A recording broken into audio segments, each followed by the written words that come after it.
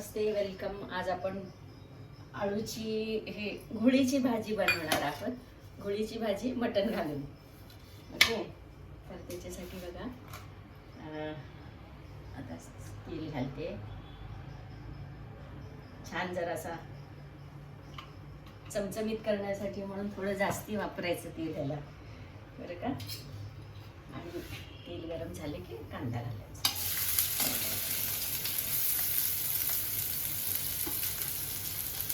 बारीक चिरून घेतलेला कांदा आहे।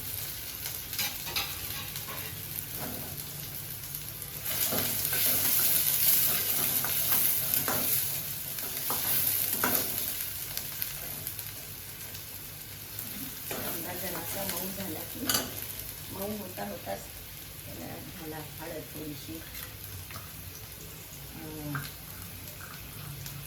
थोडं हे धणे जिरे असलेलं लाल तिखट आहे आणि हे गरम मसाला असलेलं मसाल्याचं तिखट आहे।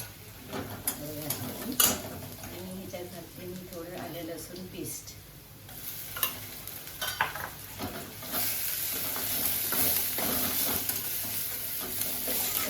छान परतून घ्यायचं मंद आचेवरती।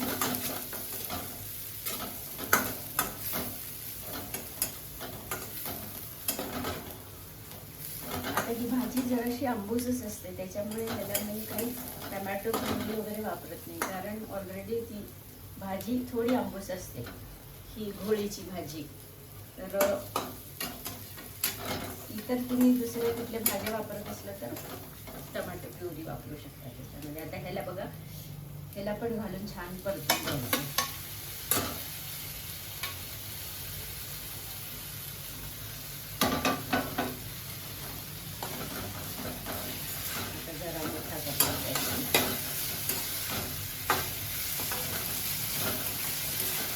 खूप छान लागते बरं का ही भाजी, तोंडाला चव येते अगदी। ज्यांना नॉनव्हेज आवडत नाही ते सुद्धा आवडीने खातात भाजी असल्यामुळे।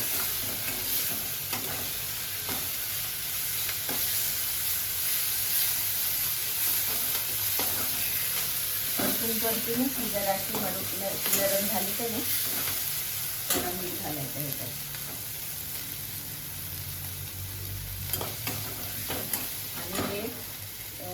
मऊ शिजवून घेतलेलं मटण आहे, बकऱ्याचं मटण, ह्याच्यात मिक्स करायचं। खिमा पण घालू शकतो आपण किंवा मटण पण घालू शकतो। ह्याच्यात थोडंसं सूप मिक्स करायचं हवं असेल तर। आता हे छान वापरून घ्यायचं फक्त।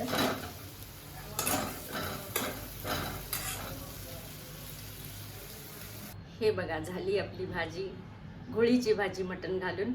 आपल्याला आवडला असेल तर जरूर ट्राय करा आणि शेअर सबस्क्राईब करा, लाईक करा। थँक्यू।